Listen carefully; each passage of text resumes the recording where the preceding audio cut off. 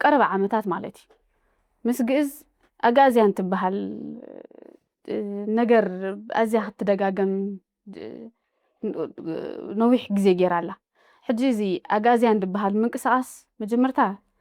دخنا مردات أنت أهلك خطردني مسجز أنت يزمدنا له ويحجب بسنو موجود تريني خا معرخ ندي حق النوتو ويرد بالنوتو يكاتي كون نوتو براكتيكال لفا بقي مويتو أبدأ معالتو ديب سير بزي ساعتو أدق حرودلو مدقم دويتو ندبل يدرف قالن ودنا تقابل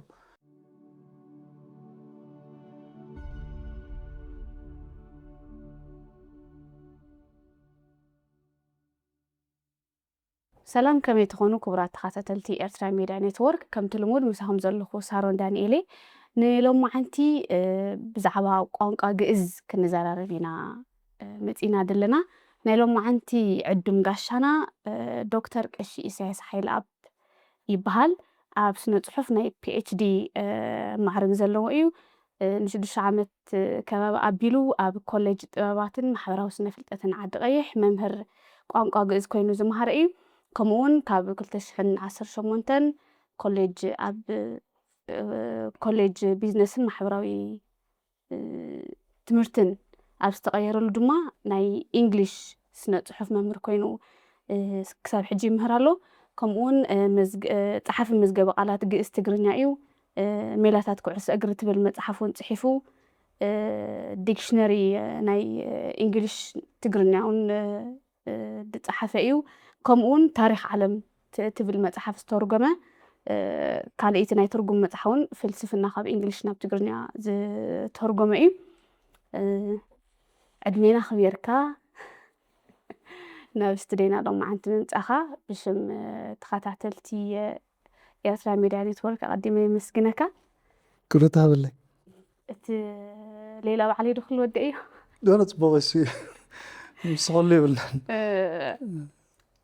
ناب أرستنا خناتو لو معنت بزعبا قانقا جزينا خنزرارب حجي نحفشو مردات أخواننا مبوقلن عليتن قانقا جز كابئيو زربو الخاب ويزاربو أحزاب أتي نايجز مبوقلو ويسورو نحر حديثنا كاب ناي ساوز أريبيان طلوالو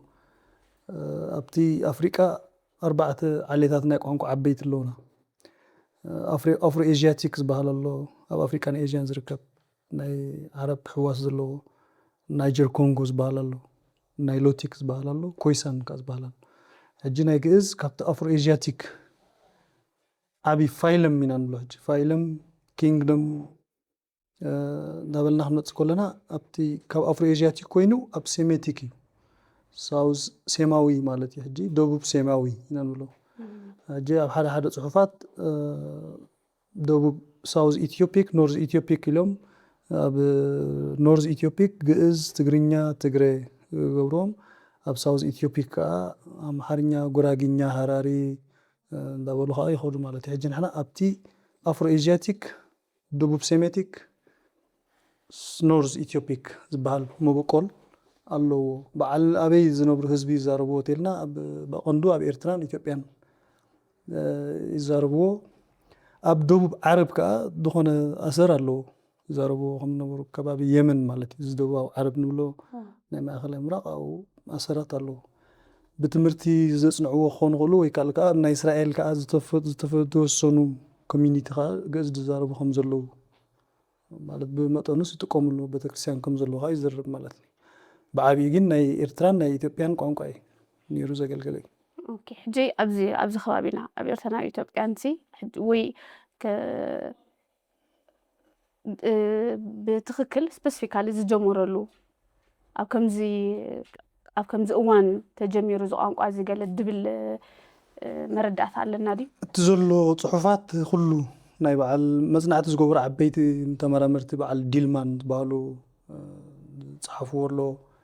ابتناي جئز صحفات نبعلو ترخبو بዛ عمته مرت تصحفه مصحفي يجلز بالبوزح توكيسكا يمان صغام ريخا بناي بعل مرسر زبالو تمرمرتي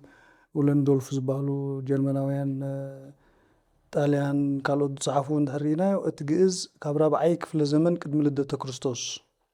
ኣብዚ ከባቢ ከም ዝኣተው እዩ ዝነግረና ማለት እዩ። ኣብ ሓወልቲ መጠራ ፅሑፍ ኣሎ ናይ ግእዝ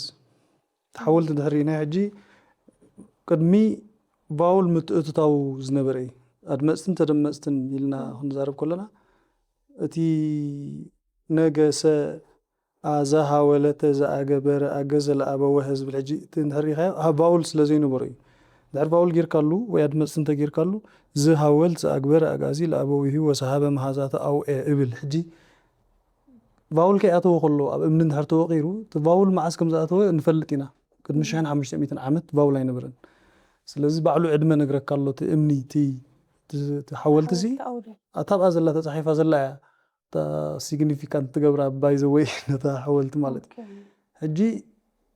ብቅድሚ ልደተ ክርስቶስ ዝነበረ ቅድሚ 400 ኣብ ከባቢ 400 ዓመት ዝኣተወ ምዃኑ ኣብ ገለ እዋን ንየማን ንፀጋም ፅሓፍ ነይሩ። ኣብ ገሊኡ ከም ናይ ማሕረስ ንየማን ከይዱ ንፀጋም መላለስ ዝነበረሉ ግዜ ኣሎ። ከም ዓረብ ናብ ፀጋም ዝፀሓፈሉ ግዜ ኣሎ። በቢዓሌቱ ዝተቀያየረሉ ግዜ ነይሩ። ድሓር ቫውል ተወሰኸሉ ፐ ዝብል ዝተወሰኸሉ ብናይ ፍሬሚናጦስ ምምፃእ ናብዚ ከባቢና ክርስትና ምስ ምእታው ከዓ ሓደ ሓደ ነገራት ምዕባለ ገይሩ እዩ። ግን ቅድሚ ልደተ ክርስቶስ ኣብ 4ይ ክፍለ ዘመን ግእዝ ይዝረብ ነይሩ ብዚ ከባቢና ማለት እዩ። እዚ ብምሉእ እዚ ናይ ንግስነት ናይ ኣክሱም ዝበሃል ካብ ኣዶሊስ ጀሚርካ ስጋብ መወዳእታ ናብ ሰሜን ኢትዮጵያ መወዳእታ ቅድሚ ናብ ደቡብ ኢትዮጵያ ኣምሓርኛ ዝበሃል ቋንቋ ቅድሚ ምኻዱ ብምሉእ ስጋብ ውድቀት ናይ ንግስነት ኣክሱም ናብ 10ይ ክፍለ ዘመን ከዓ ከም ቋንቋ ናይ መንግስትን ቋንቋ ናይ ህዝብን ኮይኑ ኣገልጊሉ ማለት እዩ። ኣብ ኩሉኻ ናይ ቤተክርስትያን ቋንቋ ኮይኑ ከዓ ቀፂሉ ቋንቋ ግእዝ ኣቦ ትግርኛ ትግረ ኣምሓርኛ ይበሃል። ሕጂ ግእዝ ብርግፅ ምዞም ቋንቋታት ዘለዎ ዝምድና እንታይ እቲ ዘለዎ ዝምድና ሊኒየር ድዩ ማለት ማዕረ ማዕረ ድዩ ዝኸይድ ናይ ወላድን ናይ ውሉድን ድዩ ሕጂ ኣካታዒ እዩ። መብዛሕትኡ ግዜ ኣካታዒ እዩ። እቲ ዘሎ ሚዛን ናብ ግእዝ ኣቦኦም እዩ ዝብል እዩ እቲ ዘሎ መፅናዕቲ። ግን ብርቱዕ መፅናዕቲ የድልየካ ከቢድ መፅናዕቲ የድልየካ። ብሓፂሩ እቲ ፅሑፋዊ ኣልፋቤት ካብ ግእዝ ዝወረስዎ ምዃኖም ዘጠራጥር ኣይኮነን። እቲ ቃል ንባዕሉ እቲ ቃላት ቋንቋ ግን ካብኦም ፈሊቁ ዝብል ኣብኡ ሕጂ ቁሩብ ሓደሽቲ ዓይነት መፅናዕትታት ይመፁ። ሓደ ሓደ ግዜ ግእዝ ኣይኮነን ነይሩ ካልእ ፕሮቶ ትግረ ዝበሃል ነይሩ እዩ ዝብሉ ሰባት እውን ትረክብ ኢኻ። እቲ ዘሎ ሚዛን ዝወስድ መረዳእታ ዘለዎ ግን ግእዝ ኣቦ ናይ ትግረን ትግርኛን ምዃኑ ዋላ ኣምሓርኛ እውን ዓብ ፅልዋ ዝገበረ ምዃኑ እዩ ዝዝረብ ማለት እዩ። ሕጂ ሳቶም ነናቶም ፅልዋ ኣለዎም። ኣምሓርኛ ሕጂ ካብ ደቡብ ኢትዮጵያ ዝወሰዶ ፅልዋታት ኣለዎ። ግን ናይ ግእዝ ከዓ ዝበዝሕ ዝዓብለሎ ነገራት እዩ ዘለዎ ማለት እዩ። ልክዕ ኣብ ላቲን ሕጂ ላቲን ኢልካ ጣልያን ስፓኒሽ ፍሬንች እንዳበልካ ኢኻ ትኸይድ። ኣየናይ ቅርበት ናበይ ኣለዎ እንድሕር ኢልና ካብ ላቲን ዝቐረበ ጣልያን እዩ። ካብ ጣልያን ዝቐረበ ስፓኒሽ እዩ። ሽዑ ከዓ ዝቐረበ ከዓ ፍሬንች እዩ። እዚኦም ብምልኦም ውላድ ናቱ ዘርኢ ናይ ካብ ላቲን ሕጂ የለን ከም ናይ ግእዝ ዳርጋ ኣብ ናይ ምፅናት ዓይነት ዝበፅሐ ቋንቋ እዩ። ኣብቲ ግዜ ዓብ ቋንቋ ዝነበረ እዩ። ስለዚ ተመሳሳሊ ናይ ግእዝ ከምኡ ኣለና ኢልና ኢና መብዛሕትና ንኣምን ማለት እዩ። ስለዚ ዘሎ ፅሑፋት ግእዝ ወላዲ ናይ እዚኦም ቋንቋታት እዩ። ካብኦም ብርግፅ ዝማዕበለ እዩ። ኣብቲ ሰዋስው ናብ ካልኡን ከኣዝዙ ዝማዕበለ እዩ። ሰዋስው ኩሉ ፅሑፍ ዘለዎ ብቑዕ ቋንቋ ስለ ዝነበረ ምናልባሽ ካብኡ ዝወፁ ዝፈለቁ ክኾኑ ይኽእሉ እዮም ዝብል ግምታት ኣሎ። ዝበዝሐ ግምታት ናብኡ ዘተኮረ እዩ። እንታይ ድብል ሕቶ ኣሎ ኣብዚ ኩሉ ግዜ ንሰባት ኣብ ክትዕ ዘእትዎም ቋንቋ ግእዝ ከም ቋንቋ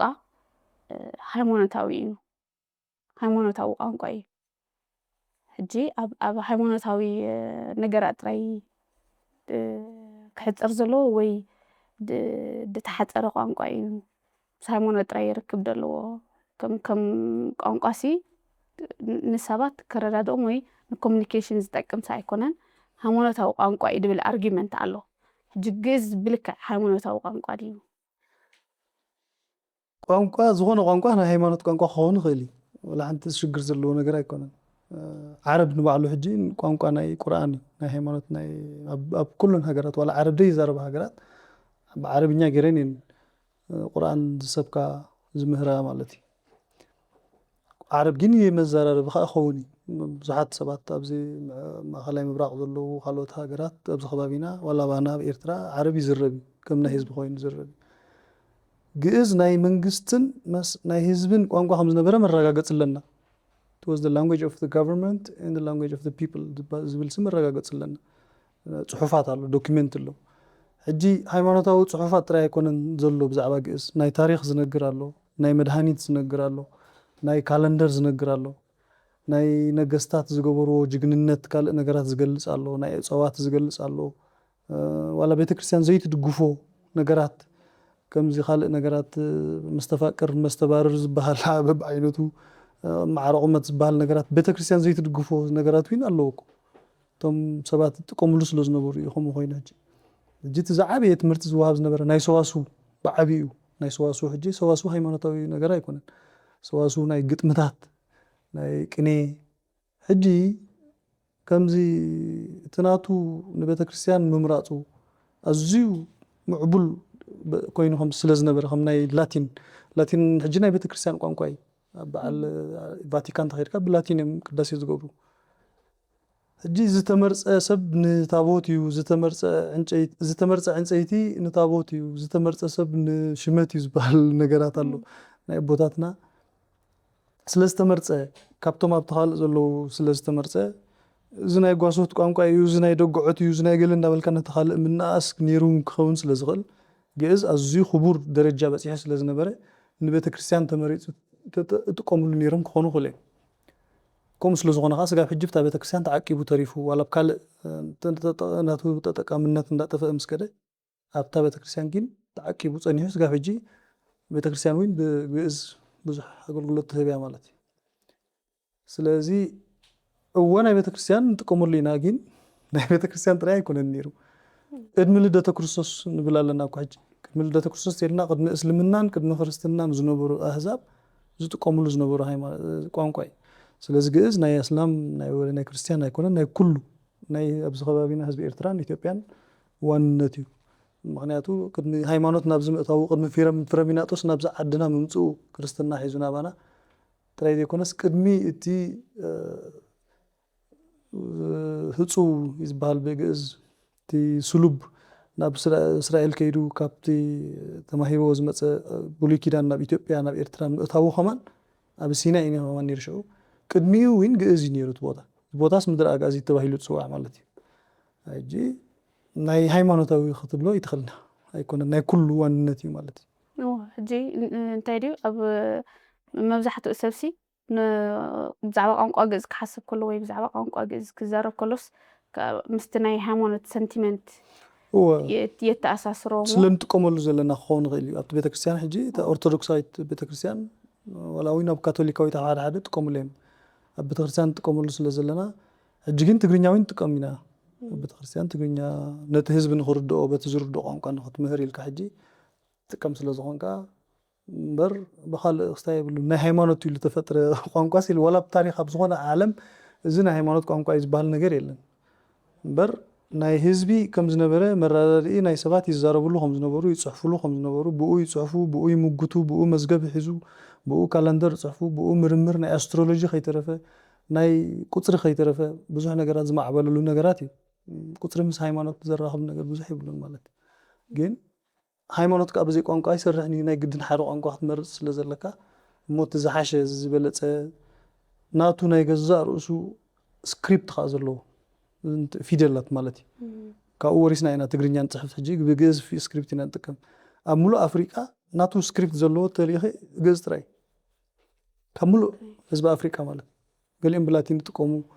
ገሊኦም ብካልእ ይጥቀሙ ዓረብ ንባዕሉ ገይሮም ይጥቀሙ ጽሕፉ ኣለዉ سلز معبول سلز نبر أزيو قبل على درجة بس يحس سلز نبر إمبر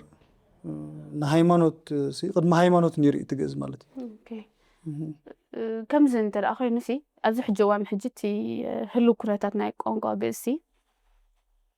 بزح تبى هلا كنا ندرجة أزيو تدخمو أب ناي أب هايمانوت هاوي تكالت راي تدريتي إدلو حجي سقاب كنت زعبيت ترى نيرو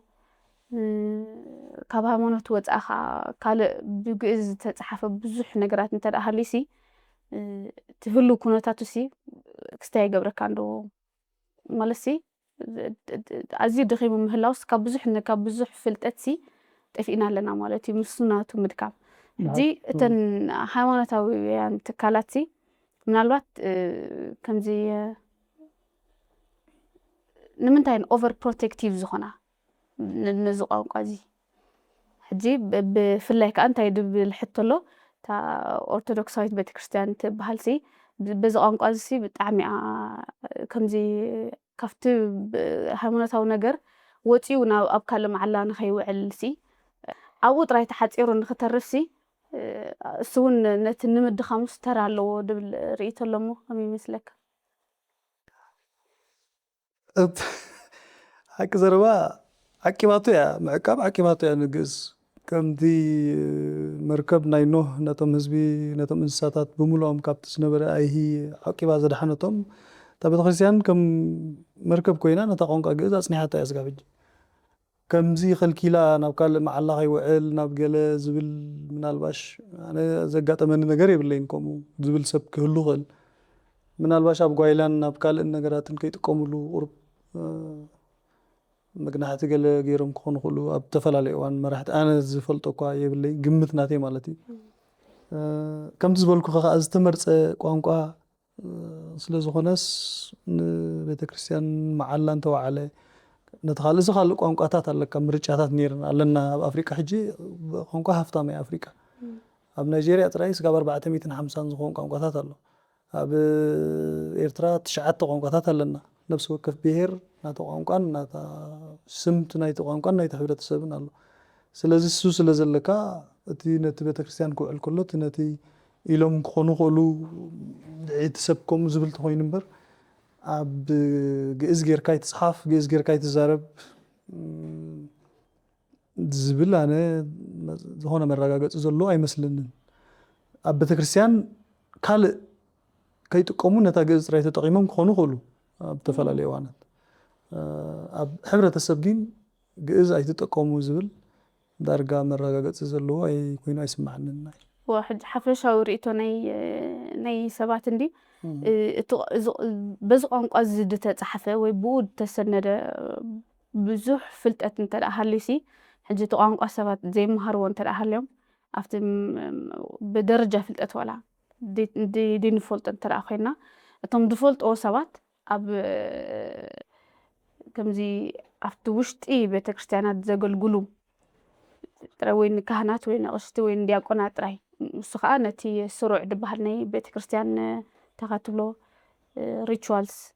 ንመካየዲ ጥራይ እንድሕር ንጥቀመሉ እንተሊና ሲ እቲ ብቋንቋ ግእዝ ተሰኒዱ ዘሎ ካልእ ፍልጠት ንምንታይ እዩ ከም ዲስክሎዝድ ዘይኮኑ ወይ ሰባት ሲ ተማሂሮም ብኡ ከንብቡ ወይ ብኡ ትደሎ ካልእ ተሰነደ ፍልጠት እንታይ እዩ ዝበሃል ክገብሩ ንምንታይ ደይክእሉ እዩ እቲ ኣርጊመንት እቲ ሕጂ ከምቲ ዓንተ ወይ ዝበልኮ ከምቲ ቀድማ ኣቢለ ማለት እዩ ዝገለፅኮ እኮ ግእዝ ኣብ ካልእ እውን ይውዕል ነይሩ እዩ ፍትሓ ነገስቲ ዝብል ኣለና ሕጂ ናይ ሕጊ መፅሓፍቲ ናይ ሃይማኖት ወታሓንቲ ምትሓሓዝ ዘይብሉ ዋላ እንተለዎ ከማን ኣብ ክልተ ይምቀል ማለት እዩ ፍትሕ ስጋዊ ፍትሕ መንፈሳዊ እንዳበለ እዩ ፍርዲ ማለት እዩ ጃስቲስ ብናይ ዓናቐፅ ዝሓዘ ሰብ እንተተባእሰ እንታይ ትገብር ከምዚ እንተኾነ እንታይ ትገብር ዝብል ብግእዝ ኣሎ ካብዚ ንላዕሊ ከዓ ብዙሕ መፅሓፍቲ ኣሎ ከም ዝበልኩ ኣብ ዓለማዊ ነገራት ዝጥቀምሉ ነይሮም እዮም ዘይጥቀምሉስ ኣይኮነን ኣበየናይ እዋን እያ ቋሪፃ ናይ ቤተክርስትያን ጥራይ ኮይና ተመሪፃ ምናልባሽ ጠራጣሪ ነገር ክኾን ይኽእል እዩ ሕጂ ከገርመና ይኽእል እዩ ዓቢ ዝነበረ ምዕቡል ዝነበረ ቋንቋ ከመይ ገይሩ ሕጂ ካብተን ካልኦት ኣብ ምፅናት ደረጃ ደረጃታት ኣለዎ ኤክስቲንክሽን ዝበሃል ኣሎ ሞሪባንደስ ዝበሃል ኣሎ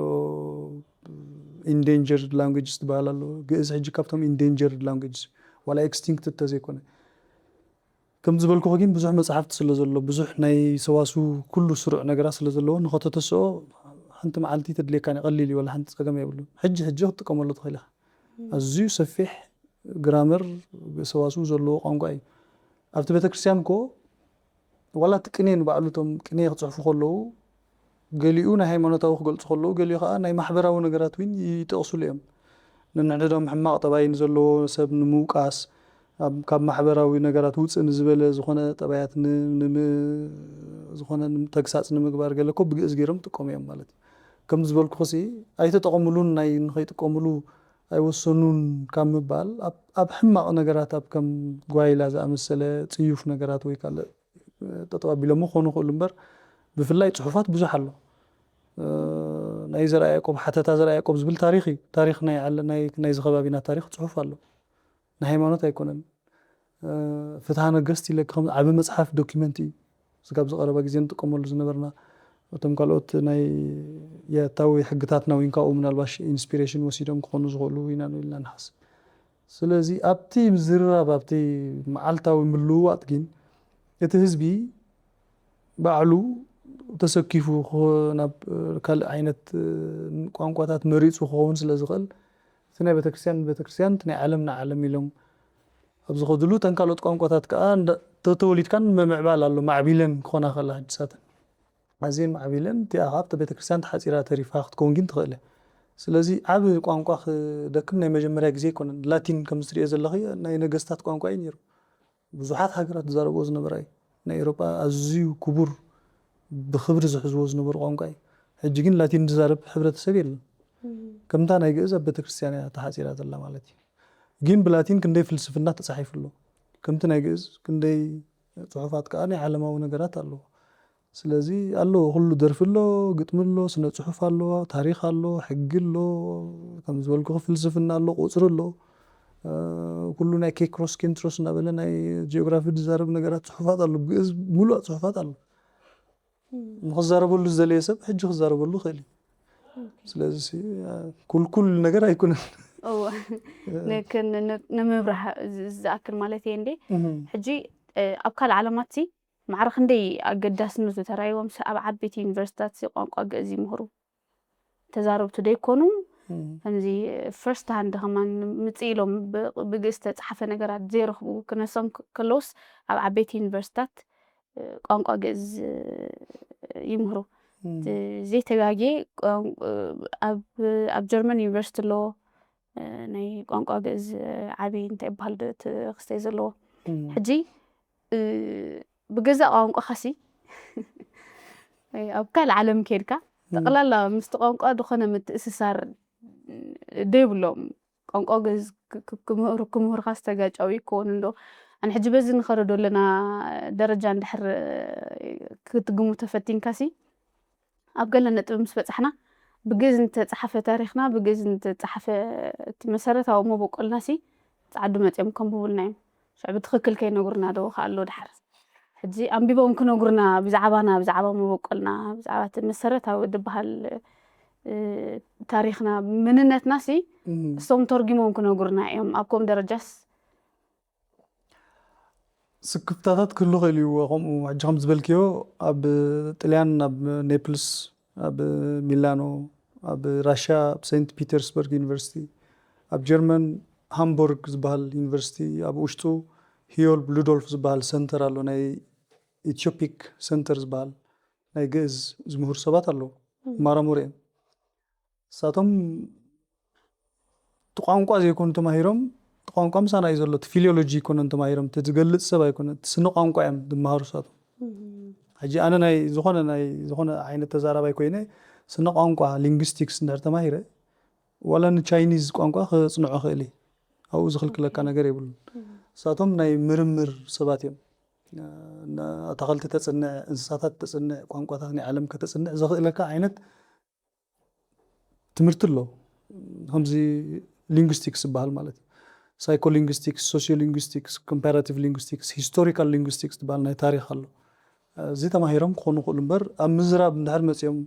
نمنيم كحاتو موداتا نتبايتا زلو سبيم كحاتو نتتزارباي نايتو قانقايم كم تزبلكي سيماوين يكون نساتهم تقديسهم يصنعوهم هلاهم جين حدا ملكته بكا ساتهم سي زرأيو نقر الله أقداس النتو بعدميو بتسنو برع عبيت زي قانقا زي أقداس مخانو يمسكرو الكالو مالتين بعلم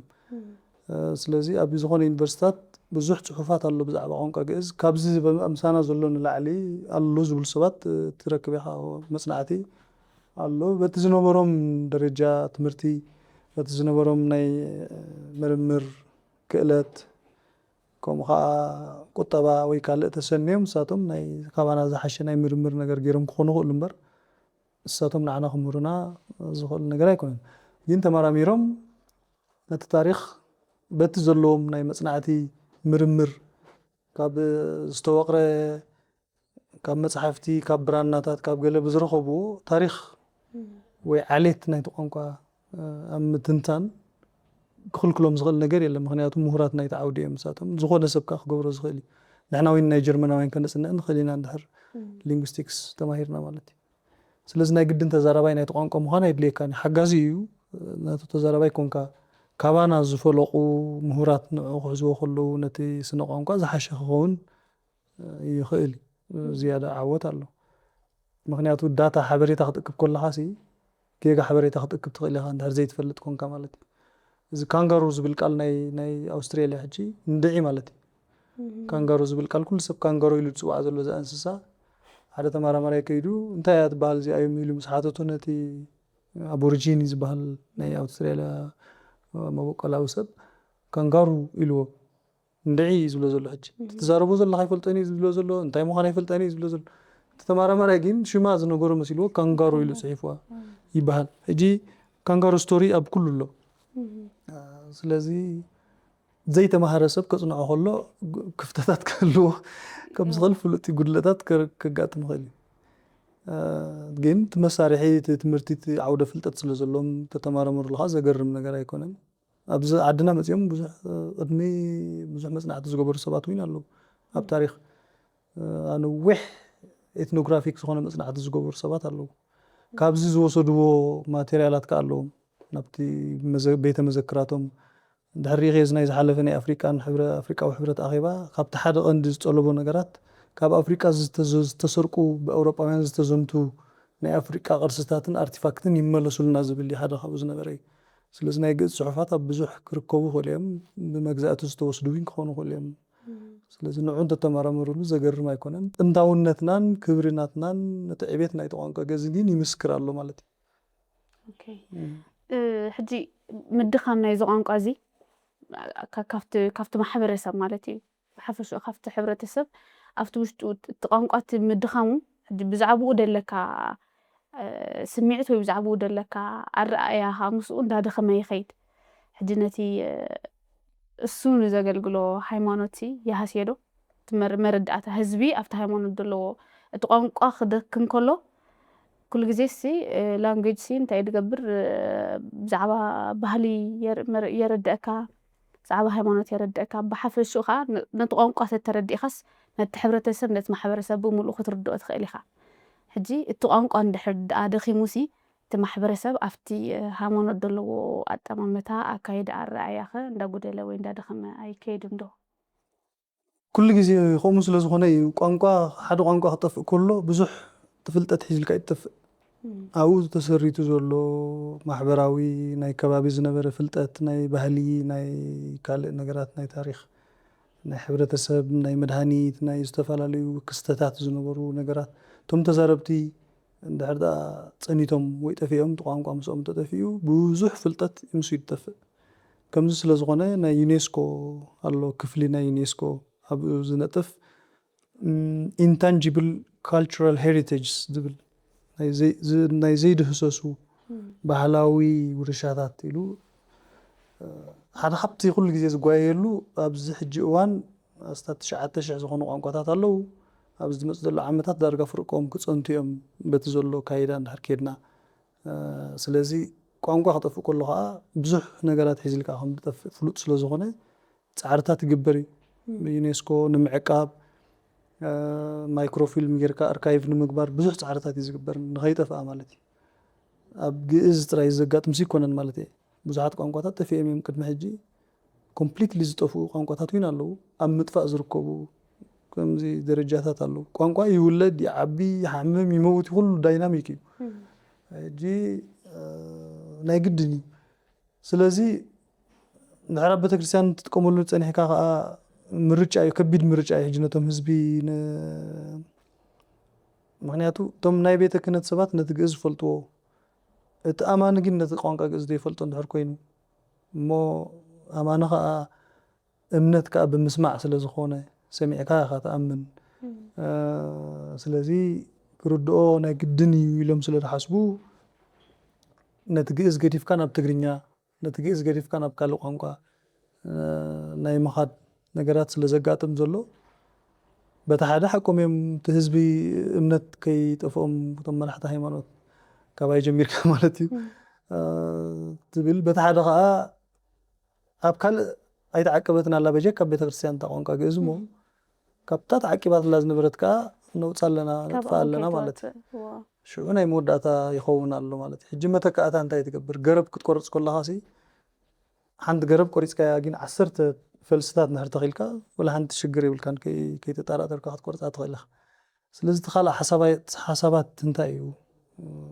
ካብቲ ቤተክርስትያን ከነውፃ ከለና ነታ ግእዝ እንታይ ንገብር ኣለና ቤት ትምህርቲ ቋንቋታት ንኸፍት ኣለና ዶ ተባሂሉ ብዙሕ ዘረባታት ይለዓል እዩ ዘረባው ጥራይ ኣይኮነን ብተግባር ኣብ ኮሌጅ ጥበባትን ማሕበራዊ ስነ ፍልጠትን ንኣብነት ግእዝ ንምህር ነርና ኢና ቋንቋ ግእዝ ከም ስርዓት ክመሃር ጀሚሩ ብኡ ተምሃሮ መጽናዕታዊ ጽሑፋት ኣቕርቡ ነይሮም እዚ ሕጂ ካብ ኮሌጅ ሓሊፉ ናብ ቤት ትምህርትታት ወይ ድወር ዘሎ ነገራት ክመጽእ ምስ ዓቕሚ ናይ ሃገር ክኸውን ዝኽእል ነገር ኣለዉ እቶም መምሃራን ክኾኑ ዝኽእሉ ሰባት ኣለዉ ኣብ መወዳእታ ከም መዛረቢ ቋንቋ ጌርካ ከተተስኦ ኣድላይ እንድሕር ኮይኑ ከተተስኦ ትኽእል ኢኻ ስለ ዝኾነ ሰብ ቤት ትምህርቲ ከፊቱ ተገዳስነት ገይሩ ሓደ ሰብ ወይ ካልኦት ኣካላት ነዚ ድፅዕሩ ሰባት ተልዮም ብጣዕሚ ጽቡቕ እዩ ምክንያቱ ኣብታ ተዓቂባትላ ዝነበረት ቦታ ከዓ መጥቃዕቲ ዳርጋ ይወርድ ኣሎ ማለት እዩ ምክንያቱ ምርጫ እዩ ሕጂ ምንተይ በቆ ለሰብ ለእመ ኩሎ ዓለም ረብሃ ወነፍሶ ሃጉለ ዝበሃል ኣሎ ብግእዝ ንሰብሲ ኩሉ ዓለም ረቢሑ ነፍሱ እንድሕር ከሲሩ እንታይ ይረክብ ቋንቋ ሒዘ ሃይማኖተይ እንድሕር እፊእኒ ንዓይ እንታይ ዓብሰለይ ከም መራሒ ሃይማኖት ሰብ ክድሕን ኢኻ ትደልዮ ብትግርኛ ጌርካ በቲ ዝርድኦ ኢኻ ትሰብኽ ግን ኣብ ብዋጋ ናይታ ቋንቋ ግእዝ ዝኸውን ይኽእል እዩ እቲ ስክፍታ ርኡይ እሙን ዝኾነ ስክፍታ ኢኻ ክትገልጽ ዘለኻ ናይ ብሓቂ ኣሎ ካባይ ጀሚርካ ክንፅዕረሉ ዝግባአና ነገር እዩ ኮይኑ ዝስማዓኒ ማለት እዩ ብዓቕምና ጌርና ኢና መዝገበ ቃላት ፅሒፈ ኣነ ሕጂ መዝገበ ቃላት ካብ ግእዝ ናብ ትግርኛ ካልኦት ዝፅሓፉ ኣለዉ ይሰርሑ የለውን ማለት ኣይኮነን ብዙሓት ተጠቀስቲ ከም በዓል መርጌታ ሄኖክ ኣብ ከተማ ኣስመራ ክንደይ መፅሓፍቲ ናይ ግእዝ ዝፅሕፉ ኣለዉ ቀፃሊ ካብ ቅም መፅሓፍ ናብ መፅሓፍ እንዳፅሓፉ ይምህሩ ከም ዘለዉ ኮሚኒኬሽን ዝርርብ ዝኸውን ዓይነት ወይን ሰሚዐ ስለዚ ከምኡ ተዘይጌርና ግን ኣዝዩ ሓደገኛ ነገር የጋጥማ ክእል እዩ ቋንቋ ግእዝ ማለት እዩ በዚ ዘሎ ካይዳ ሕጂ ምስኡ ተኣሳሲሩ እንታይ ኣሎ ቋንቋ ትግርኛ ንባዕሉ ደኺሙ ኣሎ ንዛረቡ ኣለና ኣብቲ ናይ መዓልታዊ ዝዝርርብ ኣብ መዓላ ይውዕል ኣሎ ግን ኣዘ ላንጉጅ ብዓይኒ ሊንጉስቲክስ ተሪእኻዮ ግን ሞይቱ ማስ ብጣዕሚ ደኺሙ ኣሎ ኣብቲ ሰዋስው ናቱ ኣብቲ ከማ ከምዚ ምሻሎ ስጋብ ክንደቲ ብዙሕ እውን ኣይከደን ንዛረበሉ ኢና ግን እዚ እንታይ እዩ ሕጂ እቲ ቋንቋሲ ኣብ ፅሑፍ ካሊእ እዩ ኣብ ዘረባ ካሊእ እዩ ይፈላለ እዩ ሕጂ እቲ ድኽመት ቋንቋ ትግርኛሲ ምስ ናይ ግእዝ ህልው ኩነታት ይዛመድ እዩ ዝዛመድ ምክንያት ኣለዎ ድዩ ይዛመድ እዩ ዝምድና ከም ዘለዎም ንፈልጥ ኣለና ፓራሌል ድዩ ናይ ቨርቲካል ድዩ ኢና ወላዲ ድዩ ወላ ማዕሪኦም ሓዎም ቋንቋ እዩ ነይሩ ዝብል ነገራት ገዲፍካ ብዘይ ጠራጥር ግእዝ ትግርኛ ኣብ ግእዝ ዝምርኮሰሉ ብፍላይ ኣብ ሰዋስው ብዙሕ ነገራት ኣሎ ናይ ሰዋስው ናይ ግእዝ ፅሑፍ እዩ ድሉው እዩ ተፃፊፉ ዝቐረበ ሰዋስው ኣለና ግራመር ማለት እዩ ናይ ትግርኛ ከምኡ የብልናን መብዛሕትኡ ግዜ ብዙሕ ኣይንጥቀምን ኢና ካብ ግእዝ ዝወረስናዮ ኢኻ መብዛሕትኡ ሕጂ ሓደ ብትግርኛ ዘካትዓካ ነገር ናብ ግእዝ ከድካ ኢኻ እቲ ስሩ ትረኽቦ እዚያስ ከምዚ ዲያ ትበሃል ወይ ከምዚያ ትበሃል ተኢልካ ኣብቲ ኮንጁጌሽን ናይ ትግርኛ ዘይብላ ፀንሓካ እሞ ኣብቲ ረብሓታ ማለት እዩ ስም ክንዲ ስም ቅፅል قسي زي بلا تصنعها كابت تقرنيا سلازي تصحفت أبتا قز جين ترخبا خيركا كم زي أني راتب حجي نتقرنيا قز يدانيا زولو لبامات سبات أنا سميع الله مهورات كم على با قرما زبالو صحافوين تايلم صحيفهم تريه تقرنيا تقوي يلا بساعات زي هم تحرق الع ناتو هم اتبت ندحر تقريصو كابتا امبليكال كورد كابتا اد يقرص الله اد جئز يعني را مو ندحر تقريصو تقاب اخر خبوز زغل زنبره خما عبلو زغل نغرات مس غودلو بو مخنيات يو تغرينيا زبل ريتوتات وين الله قليل ريتو يكون انا هجي يخبر يتي ريتو خي تناي سبات ريتو مالتي ندحر الله خوينو معبالنا يجئز معقابنا يجئز ناي تغرينيا قصالنت وحسنت أقداسي مخنياتو تنعخذ ولده تنعخذ بل ندحر كل خيورس كان ندحر ميتو كم زبلكو خاطر قانقو خموت كله بزح نغرات هزلكا يطفق حدا خاب تحيزو يطفق قانقاي معبالنا قانقاي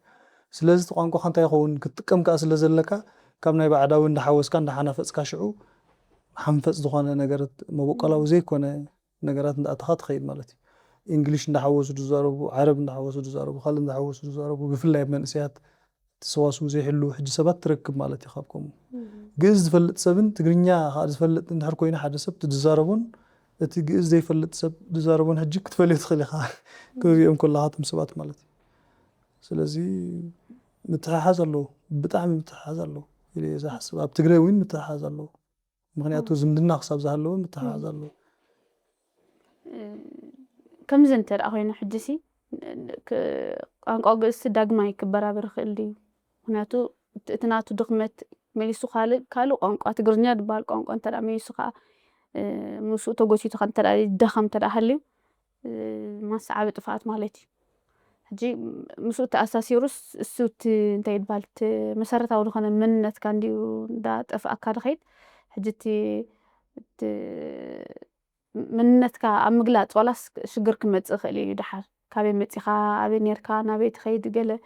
د بحال نغرسي ابون كنشجر كنجمرينا مالتي حجي داغما كبرابر خلدو وين خبرابر انتي تتغبر يدحيس منات كاريتو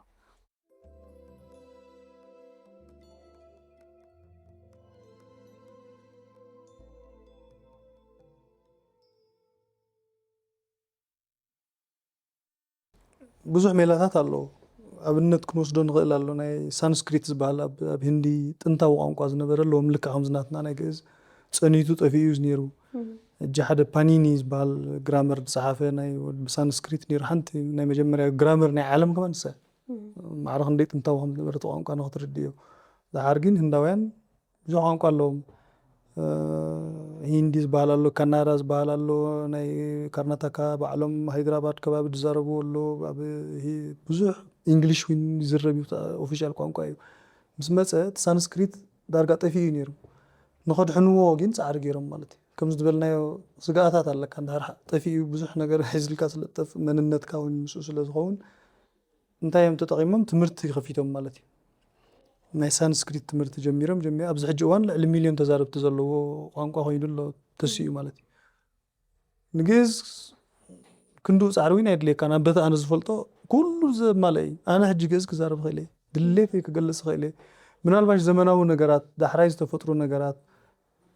موبايل كبلاي كل نخون كمبيوتر كبلاي كل نخون ولا تغرينياوينكو دحراي دمص نغرات بعلوهم زلو ما يكلني تزيل لكن سغابابتا زنبرتا ساعات وين بترجم نغبركا خدزاربلو تخل نغرات الله ناي كلن ناي تندليانا نغرات سلازا حازه سلازخونه نخدزاربو بزحت تزاربتوين سلازلو ابيت كريستيان تراي سلطقومو لمبر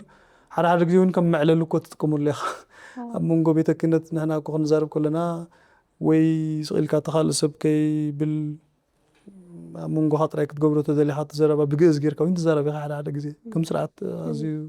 سفي علالات يتغبر نبر تزارب ليخ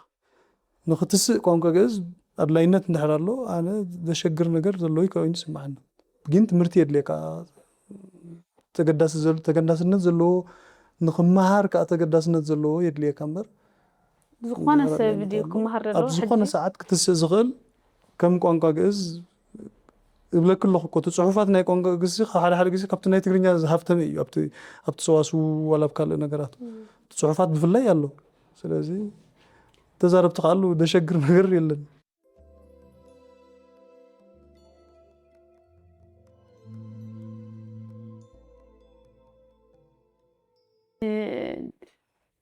نختبر أبرو خمس جير كاجن أب حدا نجرسي رأيت كقدم غير له إلي حسب أنا الرأي خات زي تصفحه زي كيلكاس مالسي كم زي dedicated كونكا بملو لبخاس كتنقسقسو لا يتخلني حجي ቋንቋ ግእሲ እታ ዓንተይ ንምንታይ ሃይማኖታዊ ቋንቋ ድዩ ድሓተትኩኻ ሰባት ካብኡ ሰንቲሜንት በቃ ካብቲ ስምዒት ናይ ሃይማኖት ክፈልይዎ ስለ ዘይክእሉ ኣይደልይዎን እዮም ዋላ ሕጂ እንታይ ነቲ ተቐባልነት ዋላ ቤት ትምህርትታት ክፈት ዋላ ኣብ ቤት ትምህርቲ ክትምህሮ ፈትን ከም ቋንቋ ክትምህሮ ገለ ፈትን እሞ እቲ ሰብ ኣቲቲዩድ ናቱ ፐርስፔክቲቭ ኣብቲ ርእየቱ ኣብ ቋንቋ ግእዝ ዘለዎ ካብ ሃይማኖት ፈልዩ እንተደኣ ዘይርእይዎ ኣድማዕ ማለት ከምኡ ነገራት ጌርካስ ኣድማዕ ዝኸውን ኮይኑሲ ኣይስማዓንን ኣነ ንጥዒ ልክ ዓለኸ الصح جاء قداسيتها من يزحمل تخون مالتها تزرباشو دار انا ارثوذكس لزغون قطراي ሃይማኖታዊ ኢለ እንዳር ሓሲበ ተኻለ ይግድሰልኝ ይኽብለካ ኸጂ ማለት ከምዛ ዝበልና ግን እዚ ቋንቋ እዚ ናትና ውርሻ እዩ ናይ ህዝቢ ኤርትራ ውርሻ እዩ ናይ ህዝቢ ኢትዮጵያዊ ውርሻ እዩ ቅድመ ሃይማኖት ምንባሩ ዝነበረ ቋንቋ እዩ ወላዲ ናይዘን ቋንቋታት እዩ ዋላ ወላዲ ኮነን ኢልና ተተኻቲዕና ወይ ማዕረናታተን ታሪኽ ዘለዎ ምሳና ተተሓሓዘ እዩ ካብኡ ዝወረስናዮ ዘይከሓድካ ፅሑፍካ ኸዊና ወሪስና ሕጂ እዚኣ ከመይ ኢሉ ዝኣምን ሕርዳ ሰብ ኣሎ ኮይኑ ነቲ ቋንቋ ትግርኛ ንኸይትስእ ዕንቅፋት ክኸውን ንኽእል ዝበልከ ሚእቲ ካብ ሚእቲ ሰማማዕ እያ ስለዚ ነዚ ምርዳእ ኣድላይ ቅድሚ እቲ ምጅማርካ ነቲ ቋንቋ ምትሳእ እዚ ከምዚ ዓይነት ስምዒታት ክትወግድ ኣለካ ዋላ ኣብቲ ቤት ትምህርቲ ሕጂ ኣነ ክምህር ከለኹ እቶም ናይ ትግረ ተዛረብቲ ናይ ተኸተልቲ ሃይማኖት እስልምና ልዕሊ እቶም ናይ ትግርኛ ተዛረብቲ ነጥቢ የምፅኡ ነይሮም ተምሃሮይ ማለት እዩ ቋንቋ እናምሃርኩ ከለኹ ናይ ኮሌጅ ናይ ዓዲ ቀይሕ ስለዚ ሳቶም ስለተረድኦም እዮም ፅቡቅ ገይሮም ዝገልፅዎ ነይሮም ቅርበት ውን ክህልዎ ኽእል ምናልባሽ ናብ ትግረ ውን ዝብል ነገር ከማን የተሓሳስበኒ ነይሩና ሕጂ ናብ ትግረ ተቐርብ ናብ ትግርኛ ወይ መን ዓቂባ ኣላ ናይ ግእዝ ነገራት ናብ ዝብል ከማን የምርሓካ እዩ ሕጂ እንዳወዳደርካ ክትከይድ ትኽእል ኢኻ ምሴና ይቐርብ እንዳበልካ እሱ ናይ ግዜ ሕቶ ናይ መፅናዕቲ ግን ከም ዝበልኩ እዚ ውርሻ እዩ ናይ ኩሉ ህዝቢ ውርሻ እዩ እሞ ናይ ዝኾነ ሃይማኖት ጥራይ ኣይኮነን ኣብ ሃይማኖት ንጥቀመሉ ኣለና ልክዕ እዩ ኢልካ ክትኣምን ኣገዳሲ እዩ ነቲ ምትስኡ ማለት ዓንቃፅ ክትከውን ትኽእል እያ እዚኣ ከም ዝበልክ ኣብ ሕጂ ከምኡ እቲ ቋንቋ ከምዚ ዓይነት ድኽመት ከጋጥሞ ከሎሲ ከመይ ይመስለካ እቲ ምስ ስነ ፅሑፍ ክትተኣሳስሮ ከለካ እሱ በቲ ቋንቋ ብኡ ትዛረብ ብኡ ትፅሕፍ ሕጂ ነቲ ስነ ፅሑፍና እንታይ ዓይነት ፅልዋ ንብል ኣለና እኮ ሕጂ ከም ዝበልኩ እታ ፅሕፍቲ ናይ ኣባ ግርማ ዘንበብኩ ኣርቲክል ኣብ ከባቢ 2000 ክንደይን ዓመተ ምህረት ኣብ ኤርትሮ ጀርመን ዘቕረብዋ እያ ትብል እታ ኣርቲክል ዘንበብኩዋ ቋንቋ ትግርኛ ሲ ተእውላ ኢሎም ሕጅሶም ፅሒፎም ንሰምዓ ኣለና ኸ ስነ ፅሑፋት ደኺሙ ዝብል ደመርር ብዙሕ ኢኻ ትሰምዕ ሕጂ እቲ ግጥምታት ሓደ ሓደ ግዜ ዘሰክፈካ ዓይነት ሕጂ ንሕና ከም ቤተ ክህነት ዝኾነ ደርፊ ወሊዕና ገሊን ትሰምዕኒ ኢና ግን ክትረሕቐሉ ዘይትኽእል ነገራት ኣሎ ኣጋጣሚታት ኣብ ኣውቶቡስ ተሊኻ ጥፍእዋ ክትብሎም ኣይትኽእልን ኢኻ እሞ ትሰምዖ ሽዑ ትሰምዖ ተሓዝን እዚኻ ተሓዝን ኣዝዩ ዝፈኾሰ ከምዚ ዕልለኒ ሞባይል ባደውለለይ ከምዚ ሚስኮል ግበረለይ ዓይነት ደርፍታት ናይ ስነ ፅሑፍ ደረጃ እውን ዘይሓለወ ስነ ቋንቋ ጥራይ ዘይኮነሲ ዋላ ካብቲ ትግርኛ እውን ዝወረደ ትግርኛ ይኾነካ ሓደ ሓደ ግዜ ተሰክፍ ነገራት ኣሎ እጂ ዋ እዚስ ከመይ ትብል ተሓሳስበካ ሕጂ ትማሊ ኣብ ዝቐረባ ግዜ ነግሮም ነይረ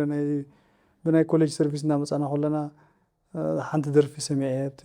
ከም ባህላዊት እያ ከማን ብፍላይ ባህላዊ ጥንቅቕ ተበልካ እዩ ዝሓሸ ነይሩ በጊዕ ሞይቱ ኣብ ዘይ መዓልቱ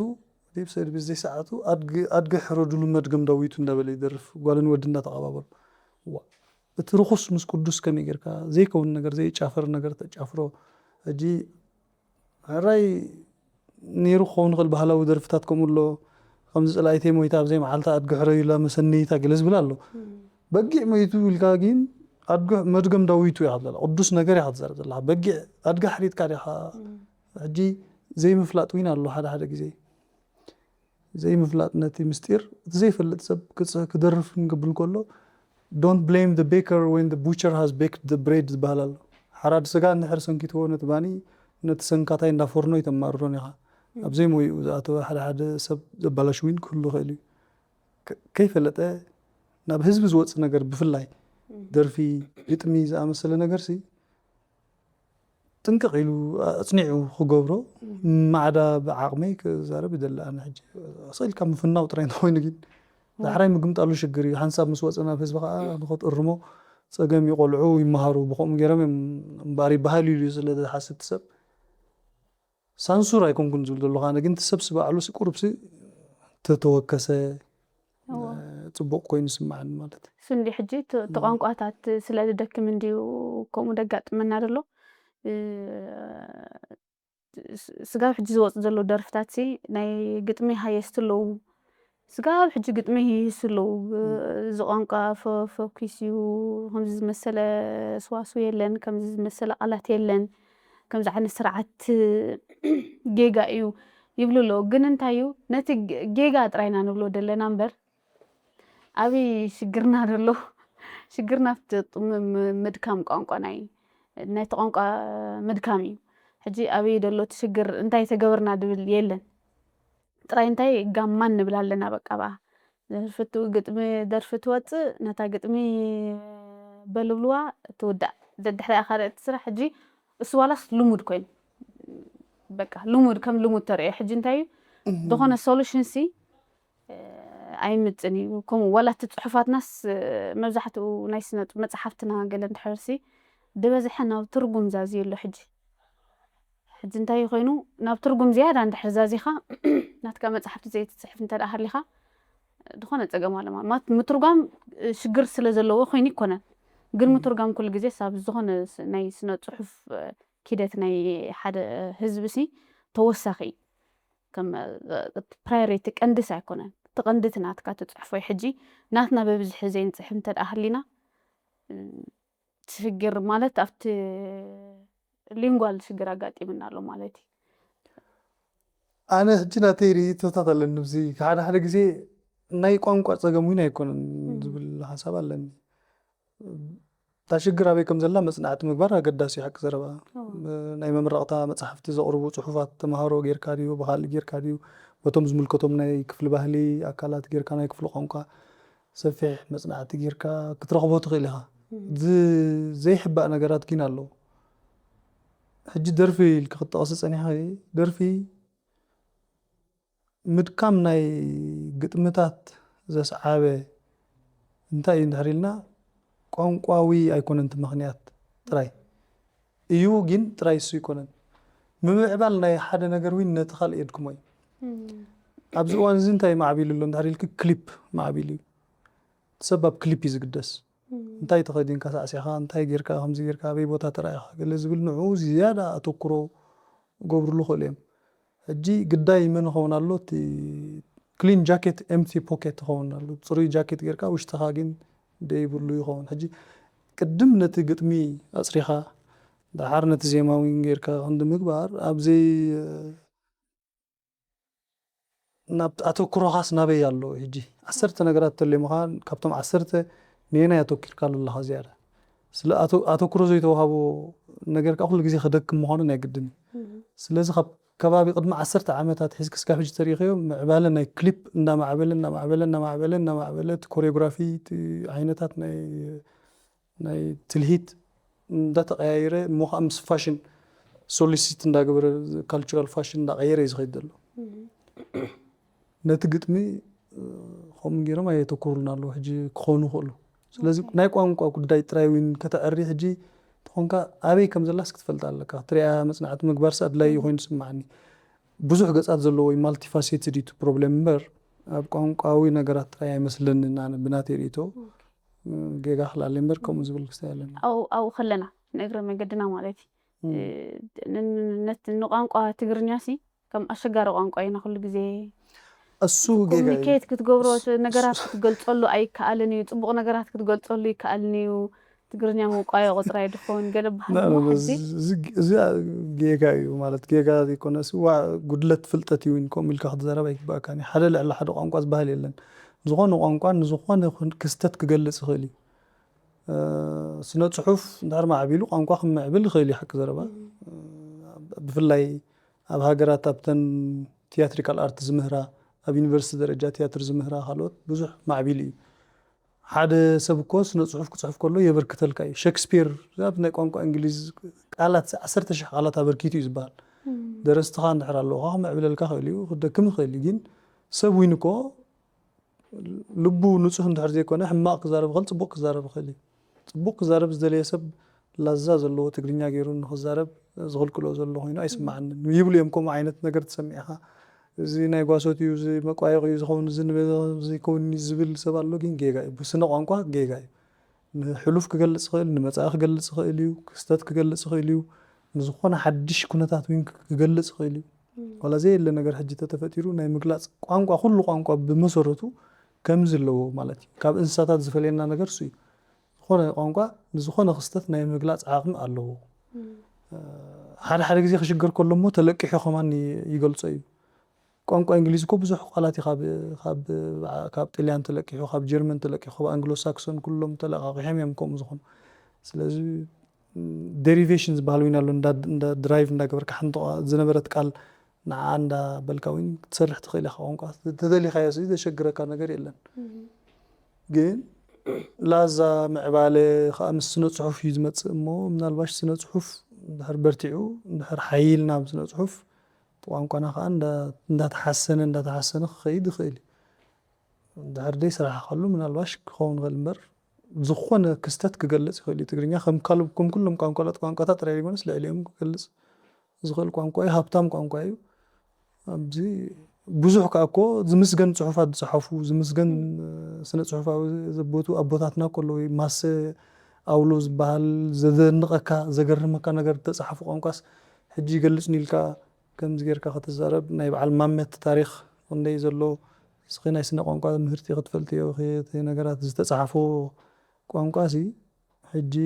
ከምዚ ኣይኮነን ኢልካ ክትዛረብ ናይ ብሓቂ እንድሕር ከምኡ ዓይነት ኣተሓሳስባ ዘለዎ ሰብ ኮይኑ ናይ ፍልጠት ቁርብ ጉድለት ዘለዎ ኮይኑ ይስምዓኒ ሕጂ ብሓፈሹ ሕጂ ኣብ ዝተፈላለየ ንትምህርቲ ኢልካሲ ዝተፈላለየ ሃገራት ከድካ ካብ ህንዲ በፂሕካ ኣብ ኬንያ ከድካ ምናልባት ካልእ ጠቕስኮ ቦታ ተደሃሊ ሕጂ ምሳኻ ከምኡ ካብ ካልእ ብዙሕ ሃገራት ድመፁ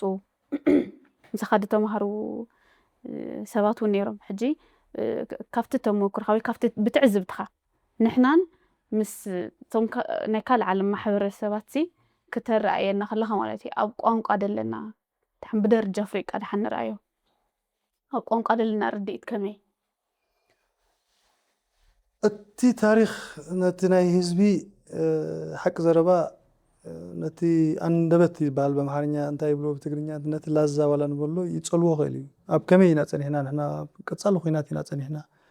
ነዊሕ ዓመታት ኣይዕረፍናን ካብ መግዛእቲ ናብ መግዛእቲ ካብ ጭንቂ ናብ ጭንቂ ካብ ኩናት ናብ ኩናት እንድሕር ጸኒሕካ ሕጂ እቲ ቋንቋኻ ቁርብ ከምዚ ትእዛዛዊ ዓይነት ወይ ወተሃደራዊ ዓይነት ይመስል ገለ ክብሉኻ ክእሉ እዮም ሕጂ ዋላ ብሓደ ሕብረተሰብ ውን ኣብ ከተማ ዝዓበየ ኣብ ገጠር ዝዓበየ ኣብ ገድሊ ዝነበረ ሰብ ኩሎም ብዘይ ኣፈላላይ እንድሕር ኣቕሪብካዮም ኣዘራርብኦም ልክ ሓደ ዓይነት እዩ ክትብሎ ይትኽእል ኢኻ ከምኡ ስለ ዝኾነ ከዓ እቶም ካብ ካልእ ሃገር ዝመፁ ንረኽቦም ነበርና ሰባት ኣብ ነዊሕ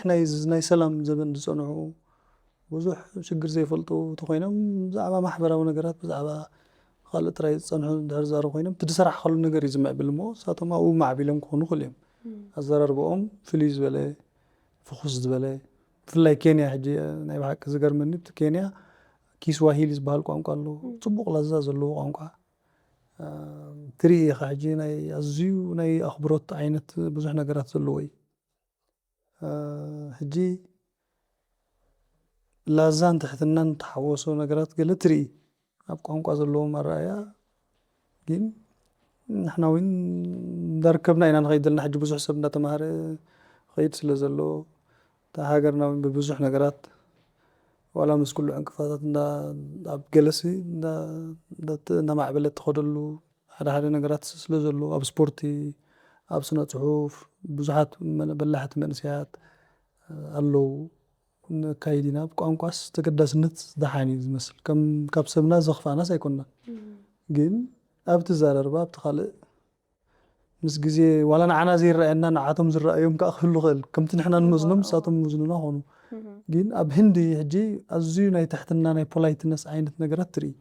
ولا تينا ايدم كم زندا قبر زاربو خل نغرات الله اتوم زبل نغرات نحنا حجي ندطفانا نخيد زلنا نغرات الله اتوم بال دارغا تريفو اتوم تلكايم زخريو سبات يقطموها انا ارغيري خوينه انا حبيري خوينه زبلو قال قاطموها اتان داتبال كخت كلها كين كل غزي صقم يمصي مالتي اتوم اتن داتبال مساتو خيترفا كين نيرن اتن سانداي اتن اتا ابشاي اياي نبولو زنبرو غزي كين نخت دافافر وين يعد مكان اتوم يلن دهر تزاري بكاسي ابصرف وين كاتو يكلني اتان دهر تباهل كاكين كل غزي الله حجي ببيت مرتدي بخال ستاندردايز ناي متحاز تغرينيا قرب قرصي ناي محاز حد اقاد زخونه وي كا او قال مغبار سي خدل خوينو سمعناي تيك تااتاتو زلوس كتتااتو لك اب قلعو طب تمرتي كوم كملسولو زغلتي ناي قدم ناي خبرت ناي لزا ولا دحاني ترف ناي خبرت نغرات كملس تزغل كاب 18 عامات نلعل زلو سبسي واتم نبلك تتزارب كايو نغيت الدافافر وين كحجزك خالي نبوزح نغير كلوط الك خالي زانيش تلوط زي ان تغيركا كوينو سمعنا كافتا ناي جزارسنا داقور تكست يابلنا مر ابا حسكا خل خايلندي مبزحتو غزي حج ازي اب موالي هصاناتنا موالي هصاناسي مجمرتا قلعه مس قانقا درخبلو اب غزو اندي اب غزو اب كبابي اتي مس قانقو طبق زمدنا دفطرو لخا اب بيت تمرت خيدو مهار مس جمري اموالي هصانات مالتي اموالي هصاناتنا كن بتغرنيا اين مهارنينا ده اناتي غزي دحايش نير ان ولا الله بزح نبت تايزبال انجليش دحرينا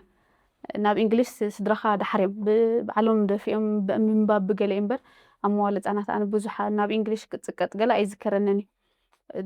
دحرينا ابز كاب دكل تشح قال جمير عبد الله اوان كن تزي تغاغي بفلا بزح حج اوانكا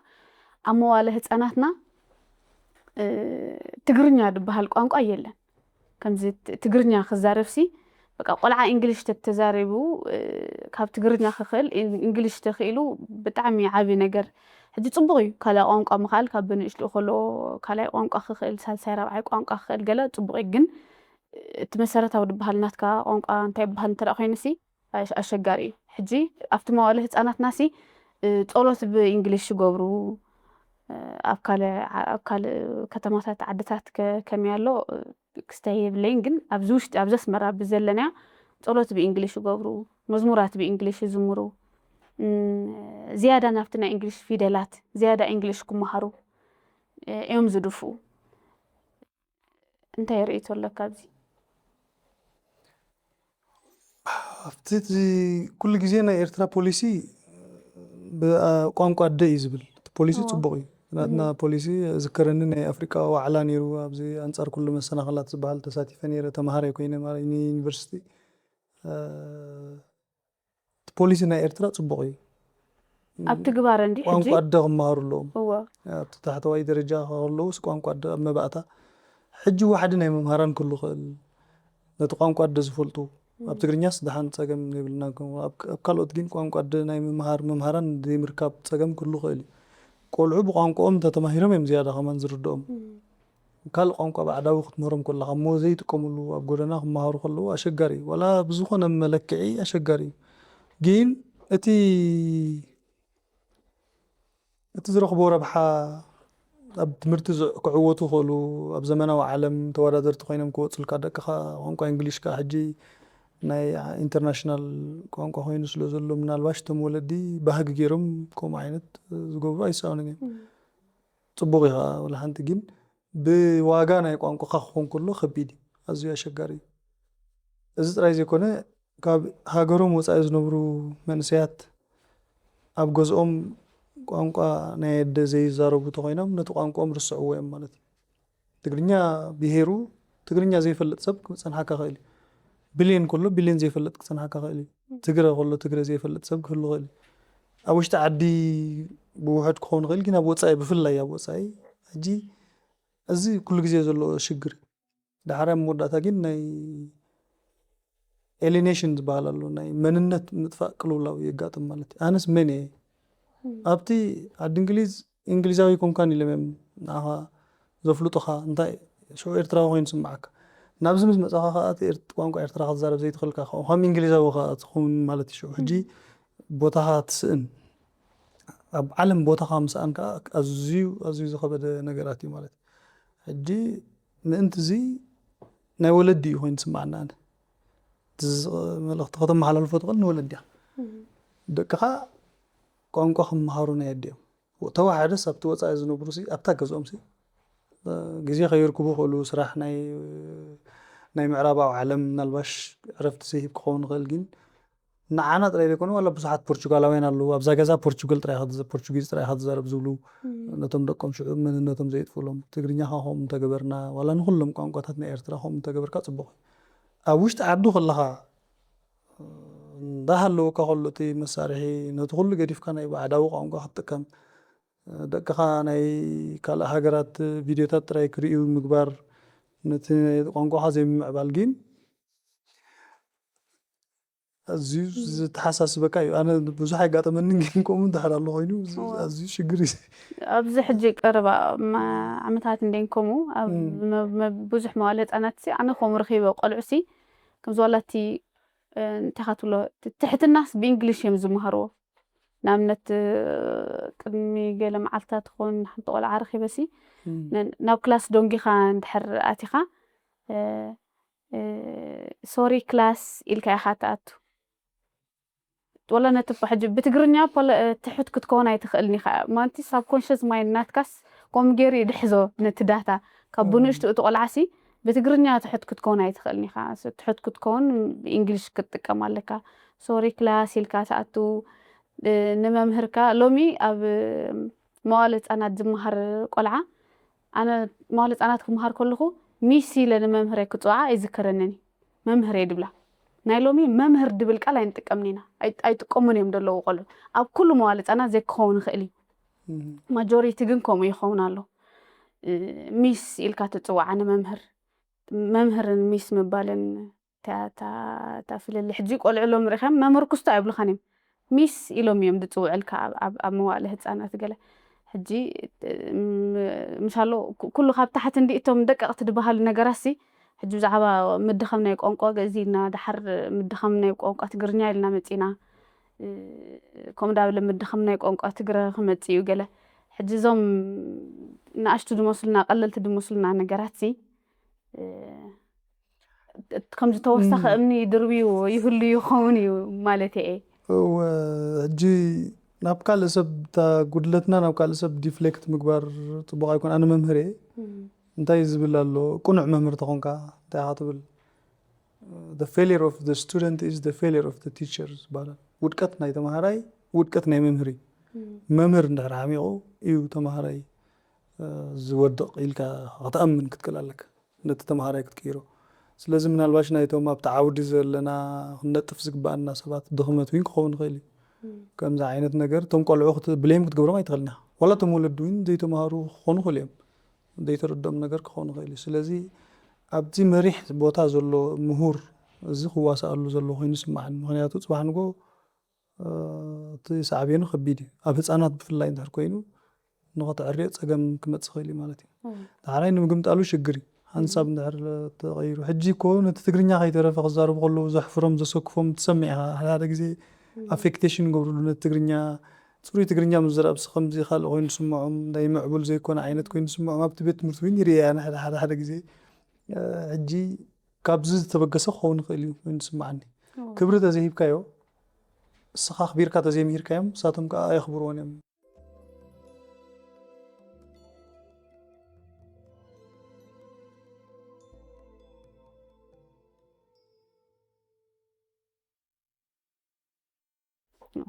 حجي كهمت زبالكايو أتقلل كنا بلو تي بوليس خمت زبالكايو بوليس ناي منجستي قانقو أدي يدبل كل سب قانقو أدي نخم هارجلي حجي ولا تجرنياكو أب جونيور ناب هاي سكول ونك خيريو تأذ بحال الله جلجن كل جزء مسرت عندي أفت مواله أنا أبلاشو ندحر سديد كلو أب جونيور لما مرتاح جبري الحرام هاي سكول لما مرتاح جبري إلى إيه تأذ بحال جريو ناي تعود مهور سلا دخون كاس perspective ترئيت كابها خمت إلى عندي نابجع إذا كن ملص ما بزحت أجزي أبزغ قرب عامتات مالتي مس جئز أجازي أنت بحال نجر أزي حتى دجاجم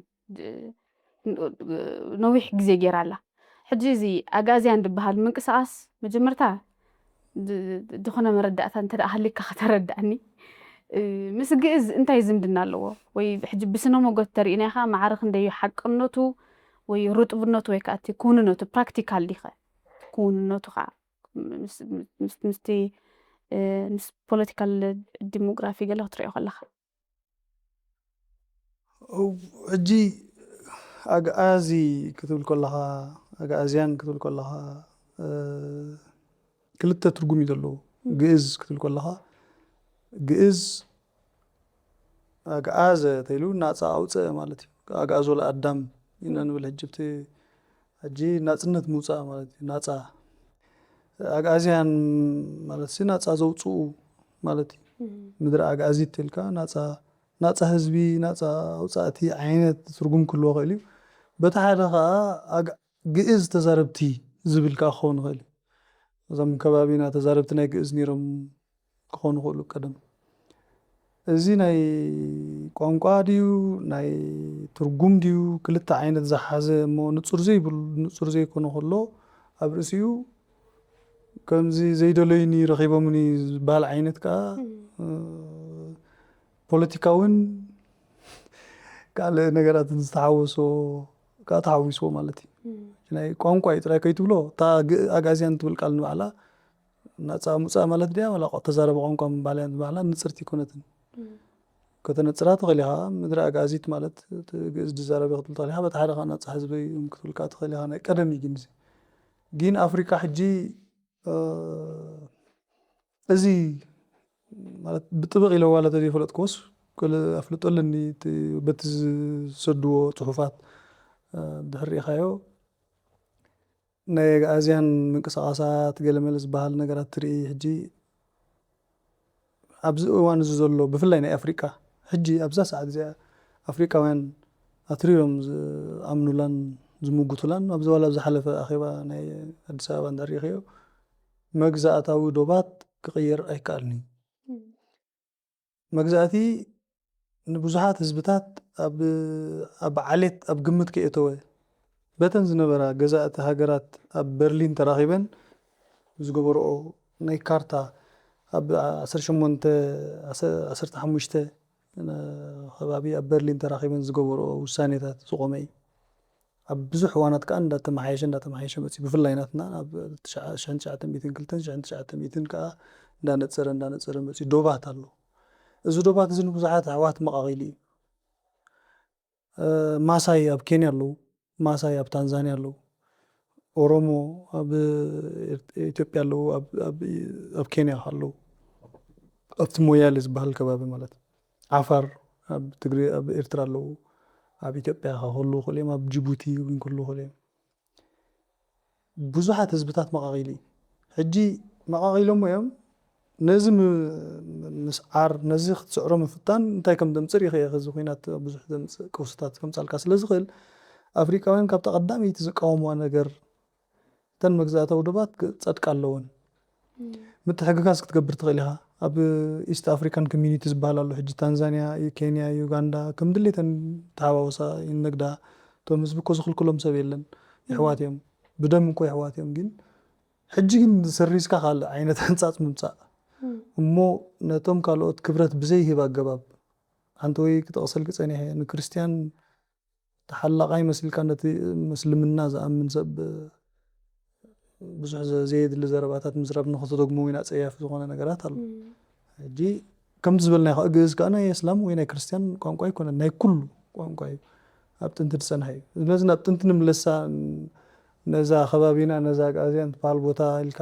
ድሕሪ ተዛሪብካ ካልእ ካርታ ክትሰርሕ ማለት እዩ እቶም ካልኦት እንታይ ይገብሩ እቶም ኣብ ካልእ ኣፍሪቃ ዘለዉ እንታይ ይገብሩ ከምኡ ድዮም ክገብሩ እንታይ ዓይነት ፕሬሲደንት ኢኻ ሴት ትገብር ዘለካ ሕጂ ነዚ ክትቅይር ምፍታን ክሳዕብየን ዘለዎ ክኸውን ዝኽእል ፕራክቲካል ከዓ ኣይኮነን ከናቑተካ ካልእ ሰብ ከጋግ ይኽእል ከምዚ ዝበልክዮ ናይ ሃይማኖት ኢሉ ዝኣምን ድሕር ኣሎ ሓደ ሰብ ናይ ብሓቂ ክመስሎ ይኽእል ነዚኣ ሚስ ፐርሰፕሽን ነዛ መረዳእታ እዚኣ እቲ እስልምና ኣማንዊን ናቱ ምዃናታ ግእዝ እንድሕር ፈሊጡ እቲ ክርስትና ከዓ ናይ ኩሉ ምዃና እንድሕር ፈሊጡ ግን ነዚ ከምዚ ዓይነት ነገራት ኣብ ክሳይ ተጎቲቶ ዝኣትወሉ ነገር ኣይመስለንና ግን ንረብሖም ክብሉ ነቲ ናይ ልኡላውነት ናይ ሃገራት ንኽዳፈሩ ኢሎም ብፍላይ ኤርትራ ከዓ ብወገን ናይ ኢትዮጵያ ከምኡ ዓይነት ዝገበሩ ሓደ ሓደ ምሁራት ኢና ዝብሉ ኣንቢበ ኣለኹ ሪአ ኣለኹ ግን ብዙሕ ናብ ማይ ዝሕዝ ኣይኮነን ማለት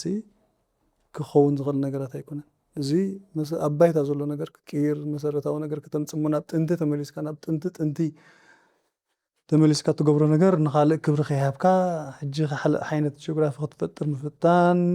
ዘየድልየካ ዘረባታት ምዝራብ ካልእ ህዝቢ ከምዘይኮነ ጌርካ ናቱ እንድዩ እቲ ህዝቢ ከዓ ናቱ እዩ እቲ እስላም ናቱ እዩ እቲ ትግርኛ ናቱ እዩ እቲ ኩሉ ናቱ እዩ ናይ ሓባር እዩ እዚ ቋንቋ እዚ ካብ ሳባዊ ዝምድና ኣለዎ ከም ዝበልኩ ናይ ኣፍሮ ኤዥያቲክ እዩ ናይ ሳውት ሴሚቲክ ናይ ኩላትና ስለ ዝኾነ ምስምስ ኣምፂኻ ንቋንቋ ግእዝ ንምሕማስ ተዘይኮይኑ ሕጂ ዝኸውን ነገር ኣይኮነን ናብ ናይ ኣንተ ናይ ግእዝ ቋንቋሲ ከም ቋንቋስ ከም ወግዓዊ ቋንቋ ናይ ንግስነት ኣክሱም እዩ ነይሩ ካብ ኣዶሊስ ጀሚርካ ስጋብ ሰሜን ኢትዮጵያ ገለ ማለት እዩ ሕጂ እንታይ እቲ ናሬቲቭ ማለት እዩ እቲ ናሬሽን ሕጂ ንኣብነት ኢትዮጵያውያን ድንገር ናሬሽን እንታይ ደሎ ከምዚ እቲ ንግስነት ኣክሱም ዝያዳ ናይ ኢትዮጵያ ሕጂ ትኩሉ ምስ ንግስነት ኣክሱም ዝተኣሳሰር ነገር ብምሉኡ ናብኡ ይኸይድ ሕጂ ንሕና ከዓ ኣብቲ መስርሕ እንታይ እንዳኾነ ክኸይድ ይኽእል እዩ እቲ ናትና ሰብ ወይ ናትና ህዝቢ እቲ ግእዝ ዝበሃል ቋንቋ ብሓፈሽኡ እቲ ንግስነት ኣክሱም ኣይኮን ዝዓበየ ሰንተሩስ ኣብ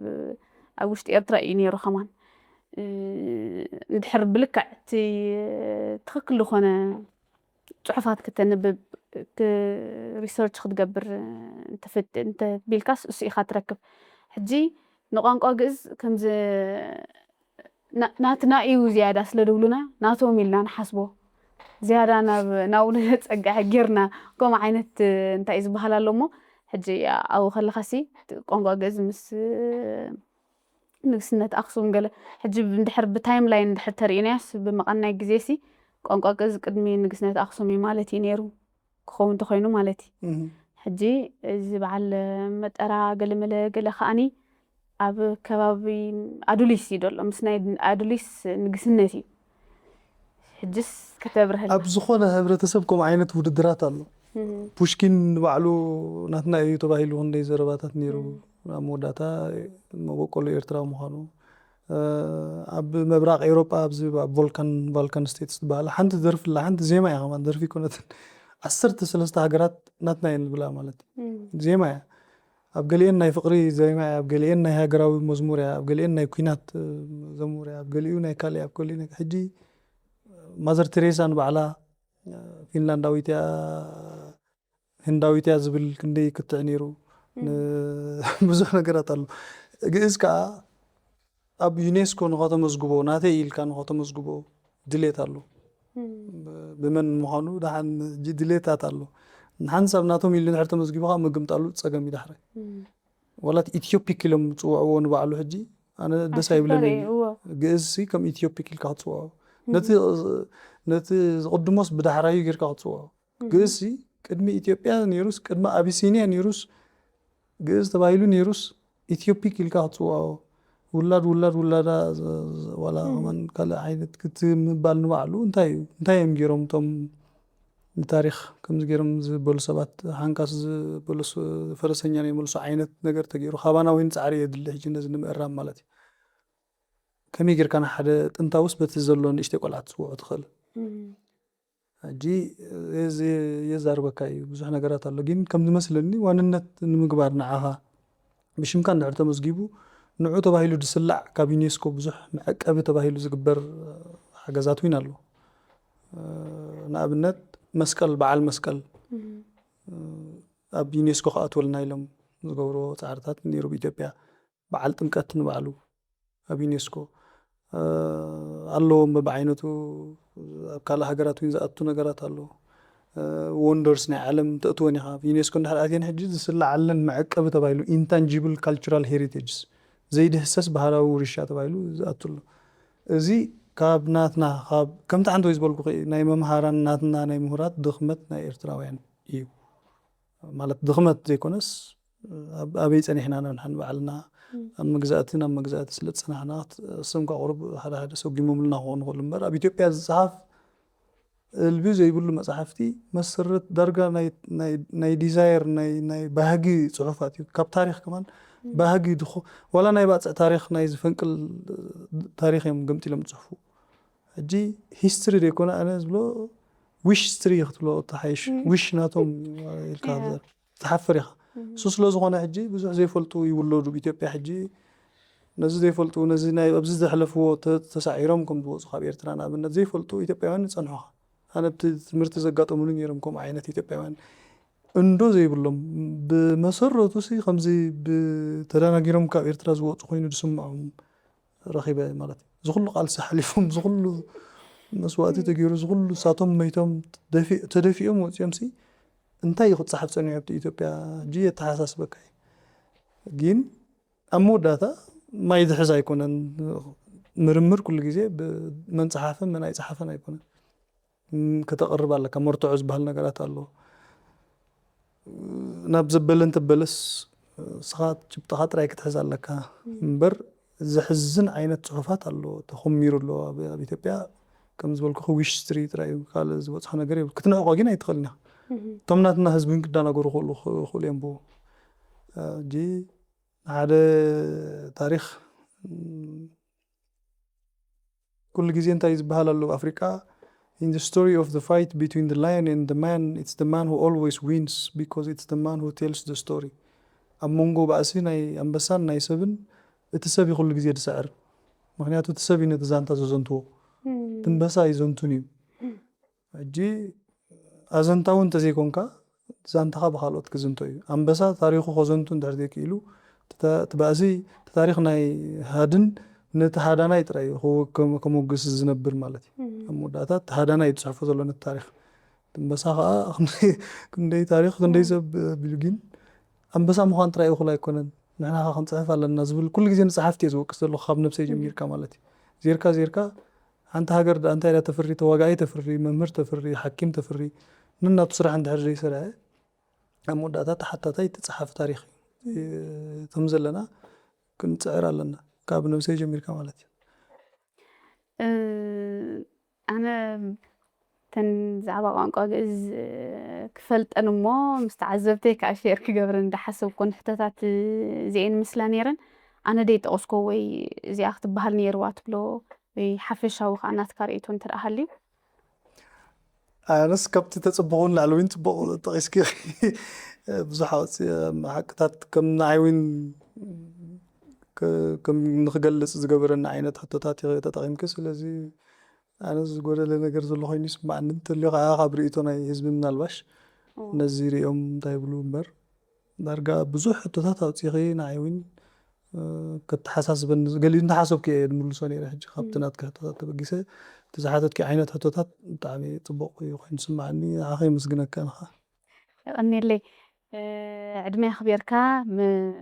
ሎማዓንቲ ኣብዛ መደብ ምምፃእኻ ደጊመ የመስግነካ ኣብ ካልእ እዋን